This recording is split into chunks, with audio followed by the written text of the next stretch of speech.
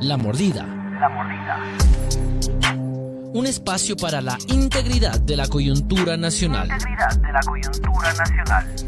La Mordida. Conduce Pedro Páez Vivos.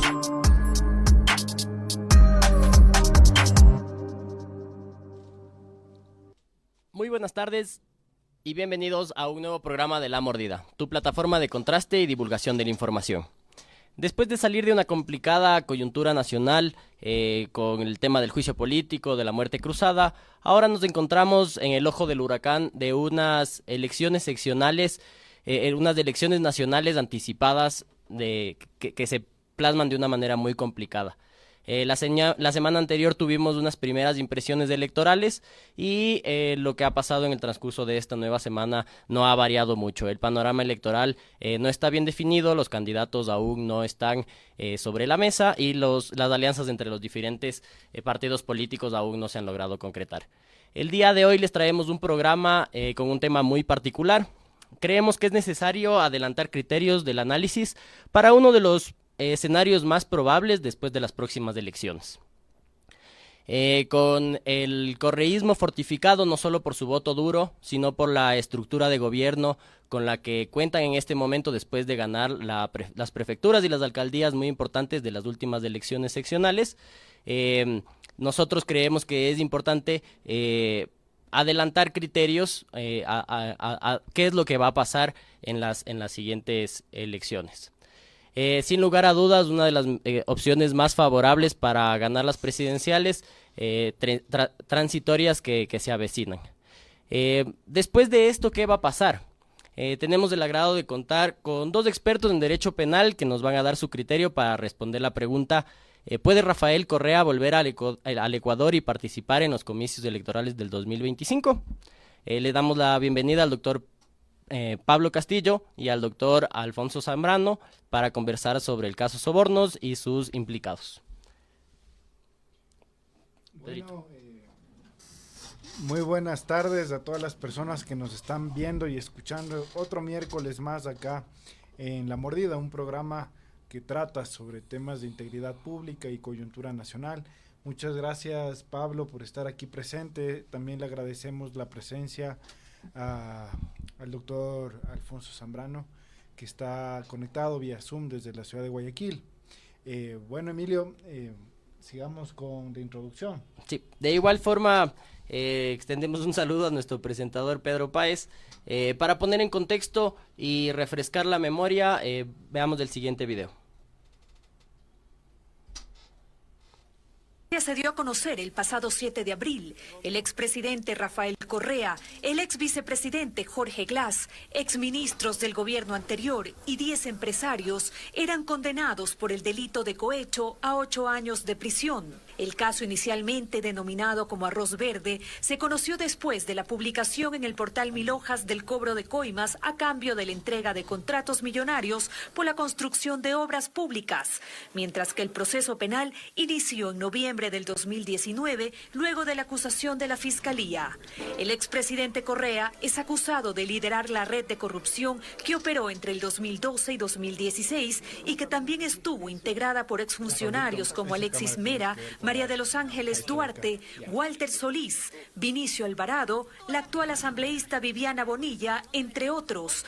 Las pruebas presentadas por la Fiscalía demostraron que el dinero se entregaba en efectivo o a través del cruce de facturas bajo la gestión de Pamela Martínez, asesora de Correa y exmagistrada constitucional, y su asistente Laura Terán, todo registrado en supuestos cuadernos que llevaban ambas exfuncionarias. Martínez y Terán también fueron condenadas, pero tras firmar una cooperación eficaz, recibieron una sentencia de 38 meses de prisión y 19 meses respectivamente. El caso ha sido muy cuestionado en cuanto al rigor de las pruebas, a los tiempos en los que se ejecutaron las sentencias. Recordemos que todo esto se desarrolló previo a las elecciones presidenciales, en donde había la posibilidad de que Rafael Correa sea candidato. El proceso Sobornos, o caso Arroz Verde, después Sobornos, es la materialización de un plan perfectamente desarrollado, con una única intención, que es tomar el poder y devolver el poder del país a grupos de facto que no tuvieron oportunidad de, insisto, ejercer ese poder o volver a tener el control del país durante la presidencia del economista Rafael Correa. Lo que no logran en las urnas quiere lograrlo a través de esta judicialización de la política y actúa a través de dos ejes, el eje mediático y el eje judicial propiamente. En el eje mediático se toma un caso de corrupción real o inventado, se lo generaliza, se lo exagera para que la gente crea que todo ha sido corrupción y uno está condenado en los titulares. Mover el enfrentamiento político del escenario estrictamente democrático y electoral al escenario de los juzgados, con una justicia manipulada y desinstitucionalizada, y con un telón de fondo de medios, de grandes medios de comunicación, que terminan anticipando la condena del presunto implicado en actos de corrupción, magnificando a morir evidencias no contrastadas por la justicia, e incluso evidencias inexistentes. Los medios de comunicación son... El caso Sobornos ha sido estudiado como un caso de estudio de lawfare. Como podemos ver, hay una coyuntura, hay unos poderes que están disputando esta representación o este espacio en donde no le permitieron presentarse o anularon la posibilidad de que una persona entre a competir dentro de las elecciones populares. Le damos la palabra a Pedro Páez para que continuemos con las entrevistas. Como es característico de este programa, nosotros buscamos transmitir cierta complejidad que tiene algunos temas, por ejemplo, de ciencias políticas, de ciencias jurídicas, para el público que nos esté escuchando, que no necesariamente son abogados o tienen una preparación específica en esos temas, ¿no? Entonces, reiterando el agradecimiento al doctor Zambrano, vamos a iniciar con una serie de preguntas con él, que nos acompaña desde la ciudad de Guayaquil, y como él ha estado presente, digamos en este caso, desde diferentes perspectivas, desde el punto de vista de asesoramiento, desde el punto de vista de la estrategia judicial y también desde la academia, doctor, quisiera preguntarle desde una manera amplia, ¿cómo ve usted el tema de la ética y la integridad judicial, que es importante y claro, tuvo una incidencia en este caso? Muchísimas gracias por la invitación. Asumo que ahí se me escucha bien para poder continuar. A ver, miren, América Latina ha tenido grandes políticos, grandes oradores también, y pensaría en una figura ecuatoriana como el doctor José María Velasco Ibarra, 5 veces presidente del Ecuador, o Juan Domingo Perón en Argentina. Y yo he dicho, no en este momento, en más de una ocasión, que primero, no solo el expresidente Rafael Correa Delgado, sino que su pensamiento, su ideología, no se iban a morir con un proceso penal. El expresidente Vicente Correa Delgado, él sigue vigente y sigue vivo. Miren, yo he tenido la suerte o privilegio, siendo como he sido toda la vida abogado litigante, además de ser académico y profesor, yo he podido a lo largo de mi vida, en un momento dado, defender a un líder carismático de la llamada derecha ecuatoriana, como fue el ingeniero León Flores Cordero, que tenía muchas personas que le profesaban un gran afecto y algún sector que le era desafecto.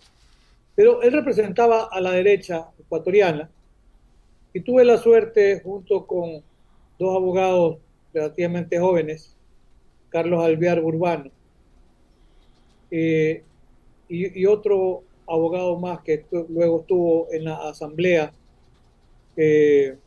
Fausto Jarrín, una asamblea de ingrata recordación, en su mayoría malos asambleístas. Había seguramente algunos como Fausto que se salía de la calificación. Y el hecho cierto es que estos grandes políticos dejan una impronta imborrable. Y el caso del presidente Rafael Correa, su huella es indeleble. Precisamente en esto, para que, ya que se me ha pedido que hable en un tono más coloquial, habría que pensar que el primer acto de deslealtad y de traición política lo dio su vicepresidente, Lenín Moreno Garcés, a quien lo catapultó a la presidencia, junto con Jorge Glass Espinel como vicepresidente. Y el gran gestor de la traición es sin duda Lenín Moreno, porque consiguen a través de un Consejo de Participación Ciudadana y Control Social Transitorio, liderado por el doctor Trujillo, que se nombre a la señora fiscal general hoy en funciones, nombramiento que está cuestionado por temas que ya son de público escándalo, y con una clara consigna, porque fue planteada la posibilidad a través de utilizar la estrategia de un proceso penal para tratar de liquidar políticamente a Rafael Correa y a lo que significaba su movimiento, que sin necesidad de ser partido es la primera agrupación política del país. Y aquí no se trata, en mi caso en particular, yo nunca he sido afiliado a ningún partido político, pero he sido un abogado defensor con entusiasmo, con dedicación y con entrega a causas como esta.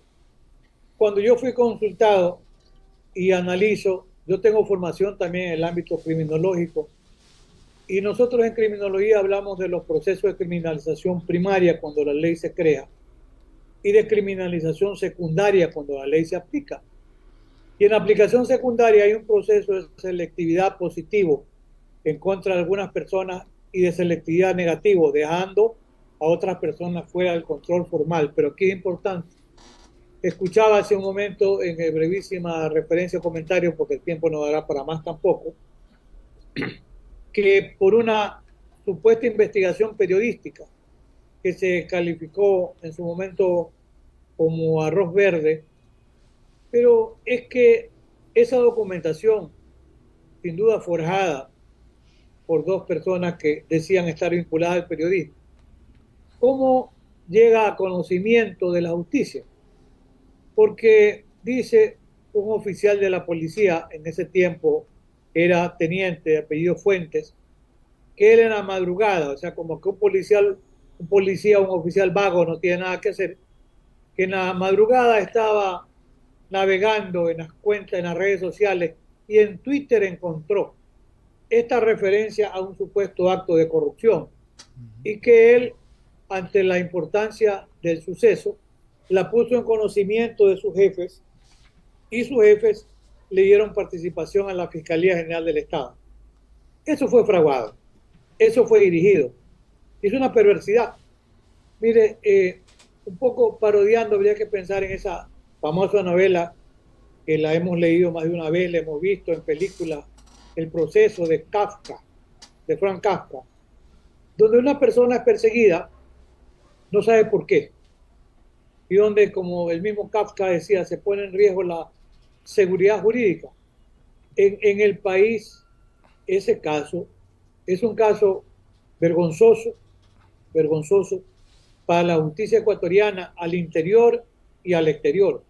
Por eso es que hay una publicación en formato digital que yo le envié y la pueden distribuir de manera gratuita, de una primera publicación en Ecuador, y luego está circulando ya en Colombia una de las más importantes editoriales, que es la editorial del doctor Gustavo Ibáñez, también la segunda edición del libro que tiene ese nombre, Sobornos, y tiene un subtítulo, El ocaso del garantismo penal. Porque en Ecuador nosotros hablamos de garantismo siguiendo la línea del profesor Ferrajoli, pero para aterrizar en terreno de fácil entendimiento, yo alguna vez conversaba con el profesor Ferrajoli, pero ¿por qué se asombran de hablar de garantismo?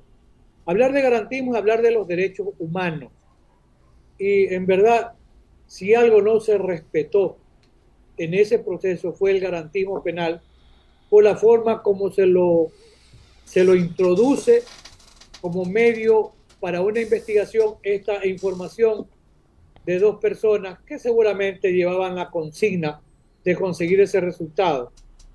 Como trato de hacerme entender de la manera mejor posible, hace un momento escuché también que se mencionó que fue escrito el relato, supuesto relato criminal, en unos cuadernos que hizo aparecer la señora Pamela Martínez, que sin duda traicionó a ese principio elemental en una relación que hay, en una relación política con mayor razón, que es la lealtad. Ella trabajaba al lado del presidente Correa, gracias probablemente a las recomendaciones del presidente Correa, llega a ser vicepresidente del Tribunal de la Corte Constitucional. Pero aparece que como que en un vuelo de Quito a Guayaquil, en no sé cuántas horas más, aparecen páginas y páginas de un cuaderno donde supuestamente iba anotando los sobornos. Un cuaderno que le rompieron incluso la marca de agua para poder determinar cuándo ha sido comprado. Es decir, las barras que trae generalmente una publicación allí fueron arrancadas, tratando de encubrir el origen, la fecha de la compra de un cuaderno. Y nadie puede escribir hasta con centavos fechas. Por eso, el proceso de sobornos es una perversidad que debe avergonzar. Mire, ahí se rompe, lo puede entender hasta el que no es abogado. Cuando estamos ante un tribunal, cualquiera que sea, ¿qué es lo que se reclama? Sí, que el juez sepa, por supuesto que sí, que tenga conocimiento, pero se requiere que el juez actúe con imparcialidad y con independencia. Y no hubo imparcialidad, porque de los 9 jueces que sustentaron las diferentes etapas del proceso penal, 7 jueces eran jueces temporales o transitorios, una calidad que no consta en ninguna parte del organismo ecuatoriano, ni en el ámbito constitucional, ni en la ley orgánica de la función judicial. Pero fueron 7 jueces que fueron convocados por el Consejo de la Judicatura, que estaba manejado por una señora, si mal no recuerdo, apellido Maldonado, entiendo que emparentada políticamente con el presidente Lenín Moreno. Es decir, hubo una estrategia perversa, fraguada desde la estructura de poder, con una clara e inequívoca finalidad política, que era, primero, liquidarlo políticamente, legalmente al presidente Correa, al ex vicepresidente Jorge Glass, a sus ministros, colaboradores, asesores jurídicos, etcétera, pretendiendo con eso destruir históricamente el legado de Rafael Correa. Historia ha dado un vuelco y hoy, doctor, la experiencia es totalmente diferente y hay tiempo para poder conversar sobre el tema. Es decir, doctor, que si hablamos de ética judicial o integridad dentro del sector judicial, de los operadores de justicia, estos, digamos, conociendo todos estos antecedentes, les fue indiferente, ¿no? Y de lo que usted manifiesta, formaron parte, digamos, de una estrategia de politización del Poder Judicial, ¿no? Entonces, con ese mismo antecedente, quisiera hacerle una pregunta al abogado Pablo Castillo, que está aquí igual presente en el conversatorio, de si es común, porque muchas personas han preguntado si puede ser una persona en todas las etapas procesales juzgados en 1 año y medio, ¿no? Si es así todos los casos, o por lo menos los casos que tratan de altos cargos públicos o altos funcionarios del Estado duran lo mismo. Muy buenas tardes, Pedrito, Emilio, el profesor Alfonso Zambrano. Es un gusto compartir el panel con un experto en Derecho Penal de Latinoamérica. Bueno, Pedro, lo que te puedo decir es que efectivamente no se ha visto una celeridad tan grande como la que se manejó en el caso Sobornos. Y comparto muchos de los criterios que maneja el doctor Alfonso Zambrano en cuanto a que no se puede analizar el caso Sobornos si es que no analizamos desde el comienzo de cómo fueron la designación de quienes luego lo juzgaron, de quienes luego lo persiguieron. Y lógicamente como penalista que que todos los días transita por los juzgados para tratar de buscar justicia dentro de un debido proceso, lógicamente hasta la presente fecha vemos que la justicia va en deterioro y que lógicamente este caso desnudó grandes falencias de nuestro sistema penal. No hay independencia judicial, hoy menos que nunca. Tenemos a las claras luces una vergüenza internacional, ya que esta sentencia no resiste el mayor análisis. Tenemos obviamente que ver cuál es la parte probatoria y efectivamente en su parte probatoria no se puede determinar cuál fue los hechos que se subsumieron obviamente al tipo penal de cohecho.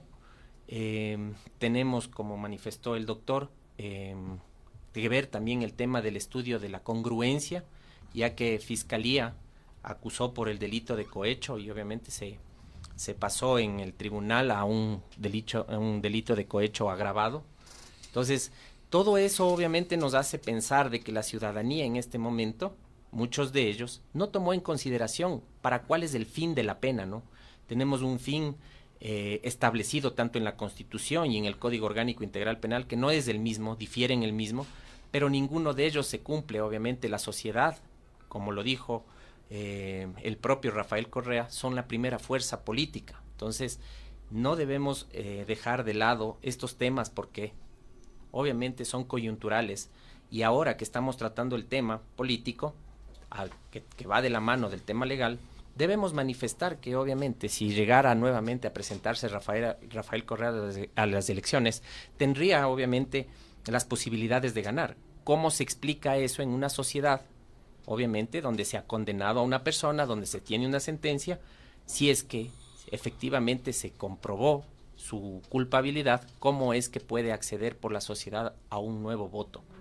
Esa es una de las características que debe dejarnos a 3 años, obviamente, de la sentencia, que debemos analizar con frialdad los que somos penalistas para ver, obviamente, en qué está fallando, obviamente, el tema de motivación de las sentencias que nos permitan dar a la sociedad un producto que nos determine claramente si esa persona cometió o no cometió una infracción, y no se deje, obviamente, al tema de subjetividades o al tema de estas corrupciones que existen por falta de independencia en la función judicial. Eso, Pedrito.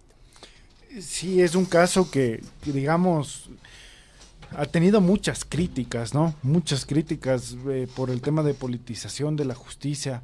Quisiera hacerle una pregunta igual por la misma línea al doctor Alfonso, respecto a qué tan dañino puede ser la politización de la justicia, en virtud de que, por ejemplo, hay países como en el Perú, que creo que ningún presidente desde el año 2000 ha estado exento de una persecución judicial, que digamos, más allá de que pudiera haber o no pudiera haber un delito, realmente el puesto de ser presidente de la República es un puesto en el que el riesgo de terminar en la cárcel va a ser muy alto, ¿no?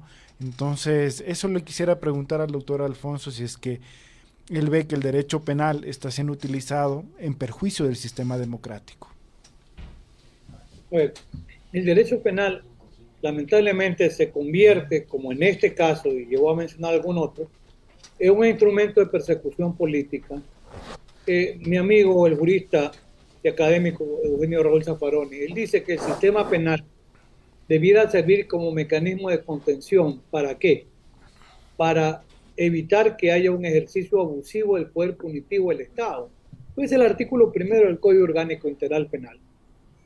En el plexo, yo a veces reflexiono en público y en privado, porque soy uno de los coautores del Código de Procedimiento Penal del año 2000, el primer modelo acusatorio en Ecuador, que está en el Código Orgánico Integral Penal del año 2014.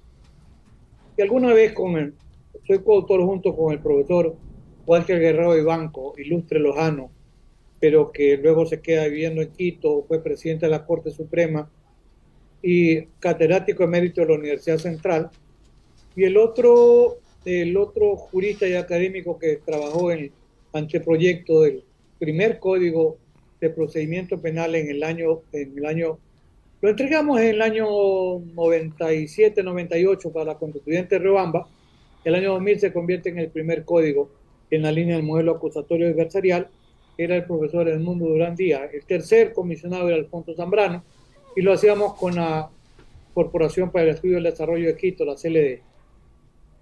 Alguna vez me decía Edmundo Durán Díaz, compadre querido, porque era mi compadre amigo, ¿tú no crees que nos equivocamos con este modelo? Yo le decía, no, porque en puridad el modelo acusatorio tiende a que haya un punto de equilibrio entre la actuación de un fiscal o una fiscalía honesta investigando y un juez penal que actúe como juez de control y de garantías del ciudadano para que haya ese equilibrio. Tan así es que el propio Código Orgánico Integral Penal hoy dice que la Fiscalía debe actuar con objetividad, buscando los elementos de cargo y los elementos de descargo. Yo quiero mencionar algunos hechos que se dieron, porque en este tema, la utilización del poder político para utilizar el sistema penal, yo pensaría hacia los años 1990, liderado por la izquierda democrática de aquella época, el Poder Judicial ecuatoriano persiguió al expresidente León Febres Cordero, a quien yo también defendí. La persecución fue tenaz, fue brutal. Febres Cordero no se amilanó. Y hay que agradecer que gracias a la supervivencia de Febres Cordero en el ámbito político, Guayaquil es lo que es hoy, porque Febres Cordero luego se postula en el año 92 para la alcaldía de Guayaquil, hace 8 años como alcalde, deja sembrada la simiente y luego es un proceso de alrededor de 15 o 16 años más que hace Jaime Nebot para dejar lo que fue Guayaquil. Lamentablemente se equivocaron con su candidato, candidata, y la alcaldía de la señora abogada Cintia Viteri fue un desastre, ¿verdad? Y llegó el momento de relevo y está bien, ojalá que Aquiles Álvarez sea un buen alcalde porque la ciudad lo necesita. Entonces, la vida nos ha permitido palpar de cerca lo que puede producir el abuso del poder político, que se da en el caso de Rafael Correa. ¿Por qué? Vivía en Bélgica, y esto lo va a entender cualquiera. Y entonces, cuando en otro proceso ya lo vinculan con esa ridiculez del secuestro de este ciudadano Balda, que quería ser candidato, no sé si a qué cosa, pero no llegaba ni a la esquina del barrio. Pero allí le ordenan la prisión preventiva al presidente Correa. Y él dice, yo vivo en Bélgica, permítame que vaya al consulado y me presente. Y la señora Camacho, que sigue en funciones en la corte, dijo, usted tiene que venir a presentarse a Quito. Eso fue un acto de barbarie. ¿Cómo iba a viajar cada una vez por semana de Bélgica a Quito? Y eso sirvió como argumento para que le ordenen la prisión. Pero de cara a la realidad, alguien mencionó hace un momento los derechos, el derecho al debido proceso. ¿Qué es? ¿Qué es el debido proceso? Es el conjunto de garantías y derechos que le asisten a cualquier ciudadano. Y un derecho, así como el estado de inocencia es una garantía fundamental. Cuando un proceso arranca porque todos somos inocentes. Pero una garantía fundamental del derecho al debido proceso es la inviolabilidad del derecho a la defensa. Para aquel momento yo ya era el artillero mayor en la defensa del presidente Correa. Se anunciaron las pruebas que anunciadas fueron calificadas como procedentes, es decir, en términos coloquiales, practíquese la prueba anunciada en etapa intermedia. Cuando llegamos al momento de la etapa del juicio, el tribunal del juicio, la sentencia de primer nivel, dice, ese colectivo de 3 jueces, practíquese la prueba planteada y aceptada. Pues bien, como la prueba no se practica, yo le digo muy comedidamente, como acostumbro hacerlo, señores, hay una prueba anunciada que ha sido aceptada y que ustedes ordenaron que se practique. Y como no se practica, le pido que por favor se practique. Porque una de las pruebas pedidas era la ampliación del testimonio de esta señora Pamela Martínez, la ampliación del testimonio de Concienciado Santos y de una persona muy cercana. Concienciado Santos, para los que probablemente se han olvidado en el imaginario colectivo, era el cancerbero, como yo le digo, del infierno de Odebrecht, el que decía que había pagado, porque él dijo que en el caso de sobornos había entregado en el año 2013 $5 millones y en el año 2014 5.3, 5.4 millones. Entonces era importante que él dijera a quién le había dado ese dinero, cómo lo trajo en el trole de Quito, en un avión, en un transatlántico. Por eso era importante.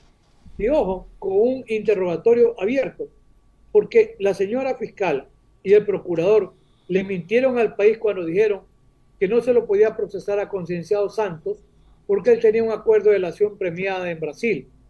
Falso, falso, falso.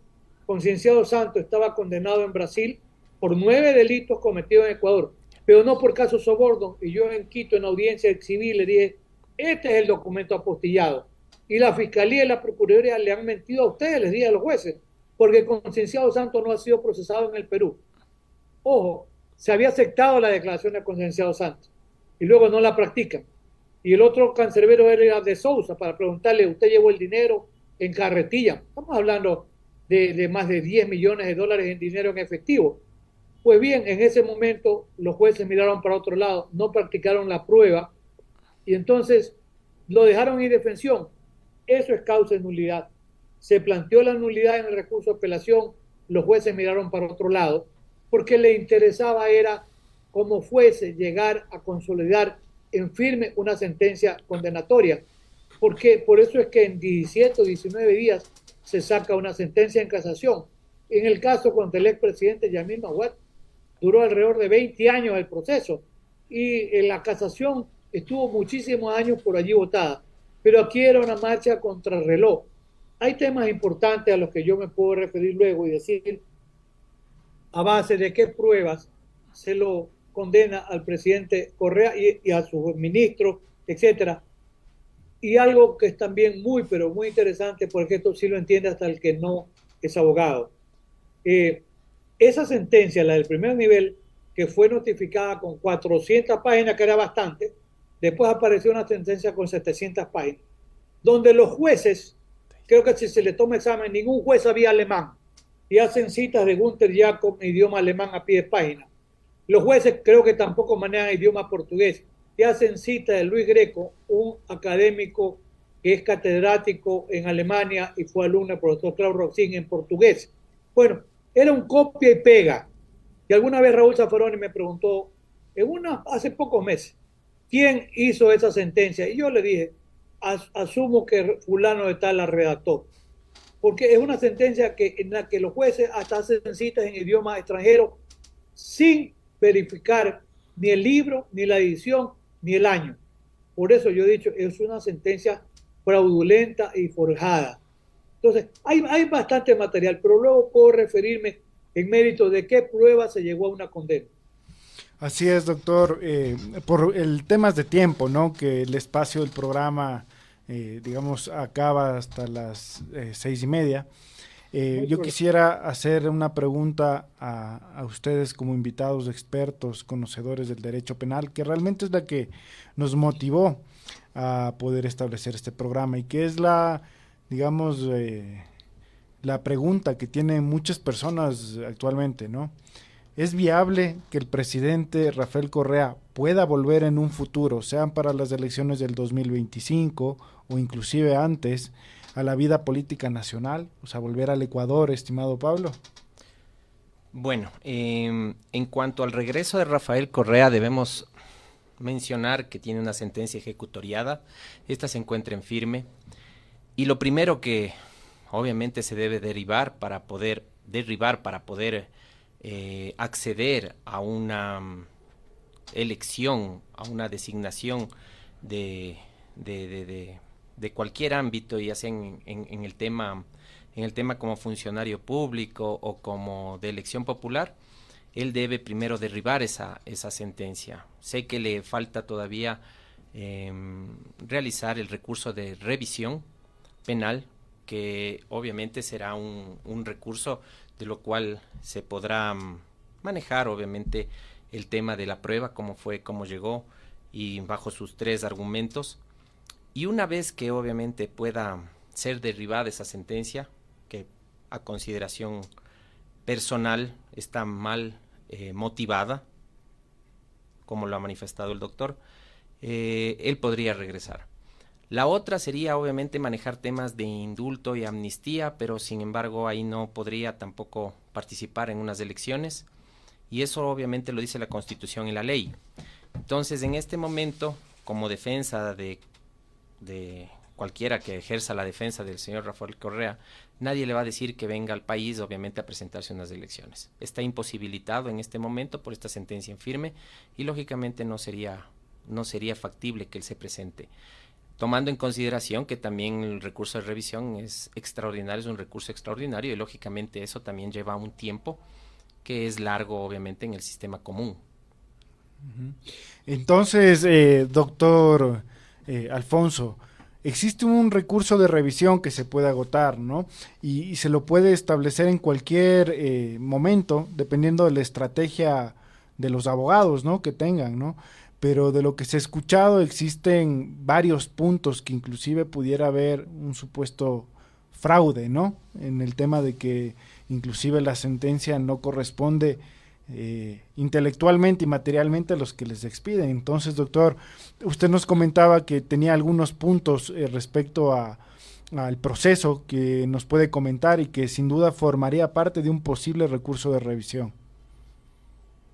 A ver, el recurso de revisión en la estructura actual del Código Orgánico Integral Penal demanda la presencia o el anuncio de nuevas pruebas. A diferencia del recurso anterior que permitía la revisión total del proceso, de los hechos y de las pruebas. Hoy demanda nuevas pruebas. Miren, hay estudios que han sido ya realizados que podrían ser presentados como nuevas pruebas por expertos internacionales para hacer viable la posibilidad de que un tribunal de alzada, que debiera ser una sala de la Corte Nacional, revise la condena. Yo sostengo que es absolutamente viable que un recurso de revisión pueda ser presentado y pueda ser además concluido como correspondería, reconociendo que hubo un acto de abuso del poder en la sentencia condenatoria. Mire, ese es un tema que seguramente hasta hoy no ha sido decidido aún presentarlo, pero asumo que cualquier momento se lo puede hacer viable porque el recurso de revisión tiene una característica que es la imprescriptibilidad.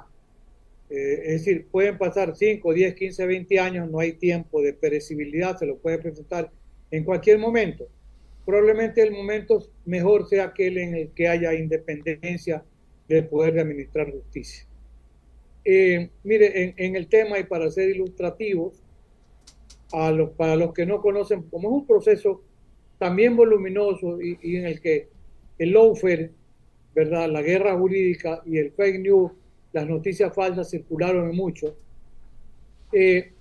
un delito como el que se planteaba de cohecho, que además, hay que recordar, la Fiscalía siempre mantuvo la acusación de una autoría mediata por dominio de organización, es decir, como en la época de la Alemania nazi, ¿ya?, como que fuera Himmler o Hitler, y que dominaba toda la estructura de poder por la llamada autoría mediata, que es obra del profesor Klaus Rosin, un gran jurista alemán. Fue condenado con esa imputación el presidente Fujimori de Perú. Pero aquí hay una situación insalvable, que la Fiscalía mantiene la acusación por una autoría mediata que obviamente no estaba aprobada, porque además el profesor Roxin dice que la autoría inmediata cabe en una estructura de poder que se aparta del derecho, y nunca el régimen del presidente Correa se apartó del derecho. El caso de Perú y de Fujimori, él se había proclamado dictador. Eso era otro tema. Pero la Corte Nacional condena por el delito que imputaba la Fiscalía. No, se aparta y dice que hay delito de cohecho pero dice que no cabe hablar de autoría por dominio de organización, sino autoría por instigación. Es decir, se rompe lo que dijo bien hace un momento el abogado, el principio de congruencia, porque toda la defensa era por un cohecho en la forma que estaba previsto. Y salta a la cerca la Corte Nacional y condena por un delito que no había sido materia de la acusación. Hay una norma fundamental que dice que la acusación es la base del juicio y no puede el tribunal sino resolver, porque la sentencia puede ser absolutoria o condenatoria, y sentenciar por los hechos que han sido materia de la acusación. Pero para tener idea y como tip, ¿qué se le atribuyó al presidente Correa? Que se benefició con un préstamo de $6,000, que era un fondo de solidaridad. Un préstamo que contaba, sí, ese sí contaba registrado, y que lo devolvió durante 12 meses a razón de $500 mensuales. Bueno, a esa torpeza se llega a decir que estaba aprobado el cohecho porque el presidente Correa se benefició con $6,000. Otra gran mentira, que el presidente Correa le exigía al asesor jurídico, al doctor Alexis Mera, que haga decretos urgentes. ¿Para qué? Para beneficiar a los contratistas. Eso es de una triple falsedad, porque no hay lo que, como decía Edmundo Durán Díaz, lo que no está en el proceso probado no existe. No hay un solo decreto con el carácter de urgente que hubiese el presidente Rafael Correa sancionado y que hubiese sido redactado por el doctor Alexis Mera. Ese es uno de los tantos inventos. Otro invento que allí consta, que es que, y lo dice la sentencia, las 3 sentencias, que el presidente Correa exigió a un empresario ya fallecido, don Pedro Verduga, $1 millón, porque era el principal empresario, y que como ganaba tanto dinero Verduga, podía dar $1 millón para la campaña del movimiento político. Ojo, eso cita la sentencia, pero es tan perversa y mentirosa que ni siquiera van a leer lo que dijo don Pedro Verduga. Don Pedro Verduga, él declaró y dijo: no es verdad que el presidente Correa a mí, o el vicepresidente Glass, o el doctor Alexis Mera, o Vinicio Alvarado, o una señora ministra, me hayan a mí pedido $1 millón. Eso no es cierto. A mí me pidió $1 millón fue la señora Pamela Martínez. Y yo le dije que si a mí me pagaban lo que me debían, yo pensaría en contribuir con $100,000. Son palabras de don Pedro Verduga bajo juramento en el proceso. O sea, llegaron a la perversidad, por eso yo he dicho que es una sentencia forjada, fraguada, amañada. ¿Por qué? Porque tiene referencias fraudulentas o mentirosas como estas que he mencionado en este momento. Eso consta en el proceso. Por eso bien se dijo, mire, si fuésemos a instancias internacionales, seguramente el Ecuador terminará condenado también en este caso por abuso del poder político. Yo sé que las instancias internacionales se demoran, pero esto es demoledor contra la justicia penal ecuatoriana, incluso contra la estructura de poder político, contra el manejo del Consejo de la Judicatura, contra la actuación de la Fiscalía General del Estado y contra los propios jueces. Allí va a ser demoledor el momento que haya un reclamo internacional. Muchas gracias, doctor. Nosotros en este momento vamos a hacer una pequeña pausa comercial y vamos a proceder luego a las conclusiones, ¿no? Entonces les agradecemos mucho al doctor Pablo Castillo y al doctor Alfonso Zambrano por compartirnos en este breve tiempo muchas luces, ¿no?, respecto a este cuestionamiento y estas preguntas que se han establecido por más de una persona que transita por la calle, ¿no?, que es para lo que esta radio, que tiene una perspectiva comunitaria, está creada, ¿no? Le agradecemos mucho su presencia, doctor Alfonso y estimado doctor Pablo.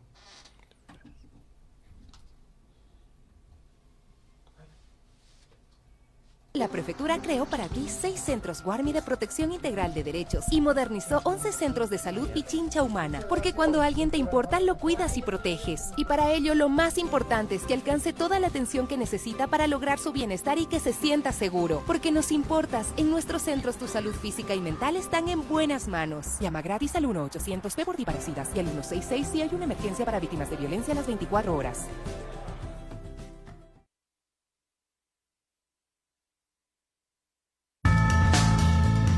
Radio La Calle es un proyecto periodístico independiente con sentido social dirigido a ciudadanos como tú, que buscan fuentes confiables de información. Como tú, estamos cansados de voces oficiales y de mentiras que se difunden por la prensa entregada al mercado. Hazte socio de Radio La Calle y contribuye a transformar el periodismo. Ayúdanos a construir esta historia en la que los ciudadanos como tú han encontrado su voz. Para obtener más información, contáctanos a través de nuestras redes sociales o comunícate al 09-845-30-356 o la línea convencional 250-2371. Somos radiolacalle.com, en la dirección correcta.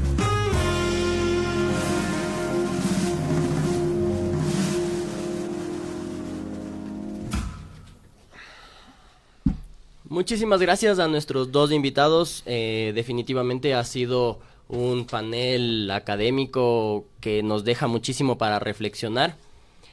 Más allá de la politización y la mediatización que nosotros podemos evidenciar en el proceso de este caso Sobornos, como indicó el profesor Zambrano, se violaron garantías primarias, se violó el debido proceso, que son causales de nulidad del proceso. Esto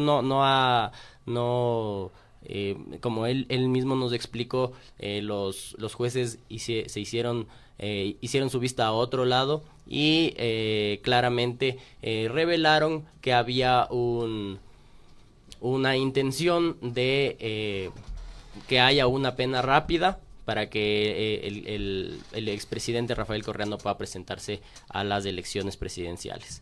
El deterioro, yo me pregunto qué le hace esto al país, ¿no? O sea, como de la boca de dos expertos internacionales, tenemos que el proceso está fuera de cualquier canon de rigurosidad. ¿Qué le hace esto a las instituciones del Ecuador, a la institucionalidad del país? A partir de esto, con serias dudas de las autoridades de control, de la Fiscalía, del Consejo de la Judicatura, de los jueces, nos deja, ¿dónde le deja a la confianza del ciudadano, ¿no? de los procesos y de las personas que nos representan en esas instituciones? Pedrito. Así es, Emilio. Yo también he apuntado también algunos puntos importantes de una temática que realmente es muy extensa, ¿no? Yo creo que 1 hora no es suficiente para poder tratar un proceso judicial como el caso Sobornos de una manera objetiva, digamos, con los elementos indicados para poder transmitir lo que pasó realmente en el proceso. Y claro, podemos establecerle en otro momento, otro punto, igual reiterando el agradecimiento de los invitados que nos acompañaron. Y nos pone a pensar, en realidad, porque el caso Sobornos no fue un caso único en la región, sino que en varias partes del continente sudamericano, por ejemplo, como en Bolivia, Brasil, Argentina, se ha cuestionado mucho el tema del lawfare, que no es más, digamos, de una manera simplista que la guerra judicial, ¿no? Utilizar los tribunales y las instituciones de justicia del Estado con fines políticos, ¿sí? Eliminar al adversario político.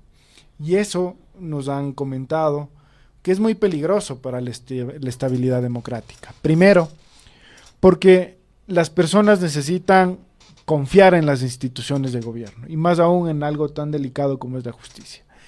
Si las personas y los ciudadanos vemos que la justicia es selectiva, que la justicia busca con nombres y apellidos actuar, van a perder fe en el sistema judicial y en el Estado y van a empezar a solucionar sus conflictos a mano propia.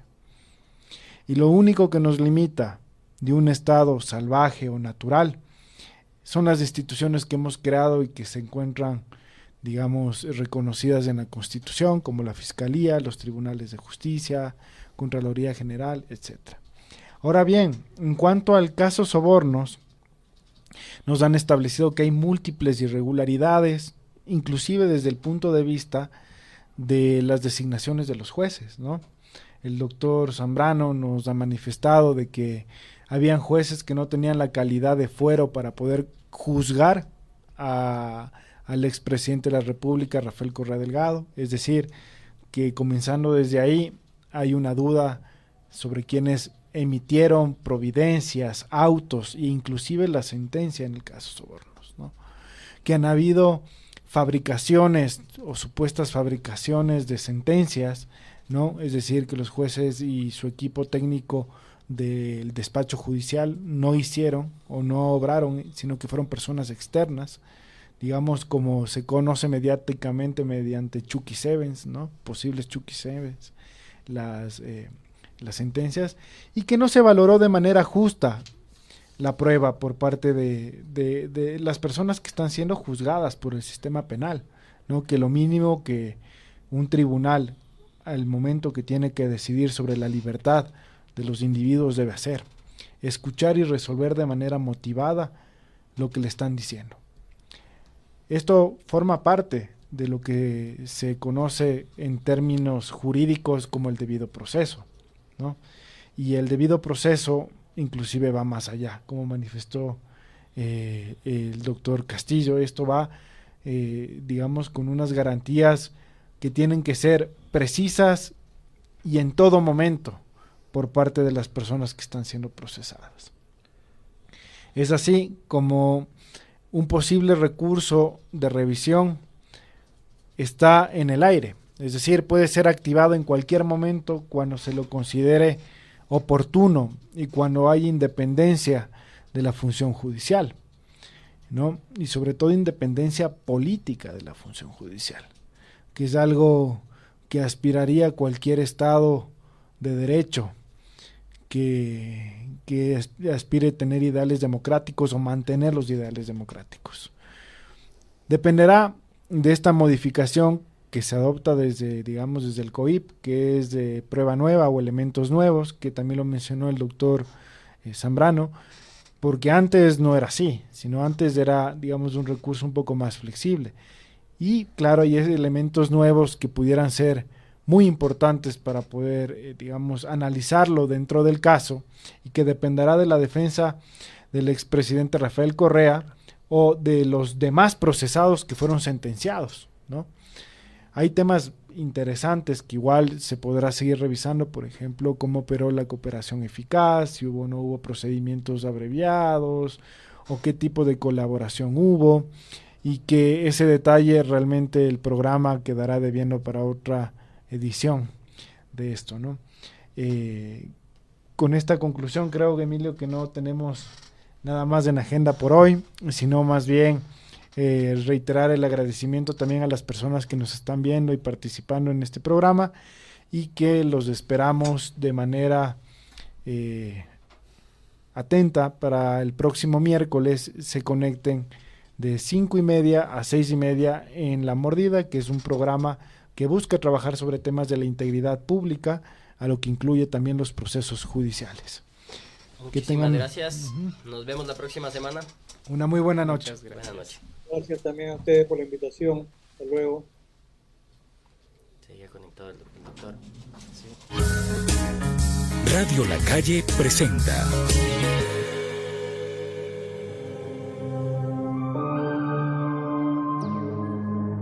La Mordida. Un espacio para la integridad de la coyuntura nacional. La Mordida. Conduce Pedro Páez Vivos.